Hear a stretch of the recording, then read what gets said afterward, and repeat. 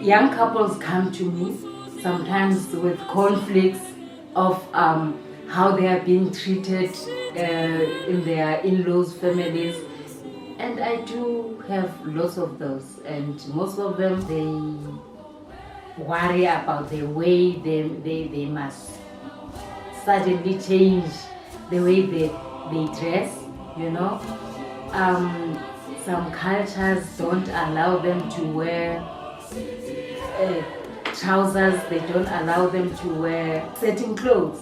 So you find that creates problem within the relationship. My mother-in-law, I call her very liberated woman, you know. She never gave me instructions of how I need to behave, how I need to dress, you know, but obviously I can't take advantage of that liberation. So I think when you visit anybody's house, you know, you have to alter yourself a little bit. I behave very similar at my in-laws as I do at my own house, because they are so chilled and they make you feel comfortable. So you don't feel like you can't lounge on the couch, or you have to run around, or you have to be the one serving, cleaning, preparing. They're very, very much like, this, our house is your house, and do what you need to do. And in the beginning it took me a while to relax a little bit, I think, because you want to still make a good impression. But I think 3 months in, I was pretty chill. The first time I went to visit, Mama asked me, did you make him breakfast? Did you run his bath? Did you iron his clothes? And I'm like, nobody does that himself, so why must I? But yeah, so there are certain expectations, and I've also tried to live up to them. Some families, immediately when a new Makoti comes in, some families, they just stop doing what they were doing. You know, totally. You are expected as a new bride to do everything. That is so unfair. How can that be expected of another woman's child, you know? Why do you have to be enslaved just because you love your man? Why this happy union between you and your husband, why must it be turned into a horrific, traumatic experience by the in-laws? You know, some customs and traditional things, you know, they are very oppressive on women under the umbrella of culture, because most of the abuse is being done under this umbrella of culture. You know, they're gonna say it is culture that you must wake up at 4 a.m., start cooking, start cleaning, washing, doing laundry for everybody.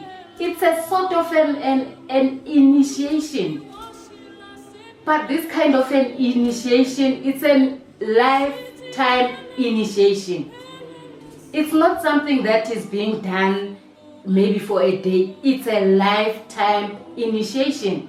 As long as you live and as long as you are a Makoti, you are expected to do that. For me, you have to fit into a box. If you're with your friends, you're someone else. If you're with your family, you have to respect them and not address certain issues that might upset them or their beliefs or something like that. So for me, in that sense, I'm different. So in my house, you know, I would sleep in, Felix would be playing with my child, and I'll sleep and wake up at like 10, 11, or whenever I feel like it. You know, but obviously because now I'm at my in-laws, I can't wake up at 10, like, come on now. I don't know what would happen if I did. But interestingly enough, when I was pregnant with my first child, I was heavily pregnant last year, December. I think I was about 7 months. And I was tired, it was hot. And one day I woke up at like 9, 9:30. Nothing happened, you know. But I think it's because they probably thought, action. She's pregnant and she's probably tired. But I've never tried it outside of that. So I don't know what would happen. So I think I would dress a lot more. I'd make a lot more efforts in how I dressed. I would try and dress a lot smarter than I would normally. So I would make sure I would never go there without any makeup on, or I would never go without looking complete and well put together. I would always wear heels.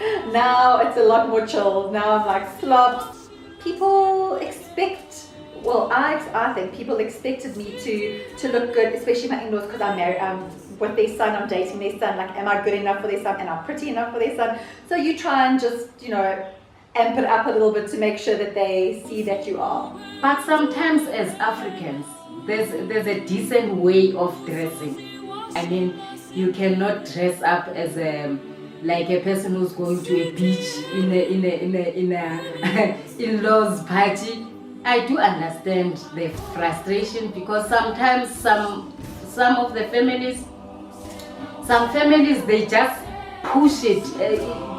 Like they want their in-laws to dress up in dukes. Imagine if it's hot, blazing hot, They want their Makotis to wear dukes during the day, the whole day. And sometimes in Xhosa culture, it's not just dukes, it's also the small blanket, I don't know what they call it. They must put on that small blanket on top of their long clothes, just to sit down and communicate and tell them that you are unhappy with certain things. If you communicate, then hopefully they will understand, and from there you can be yourself.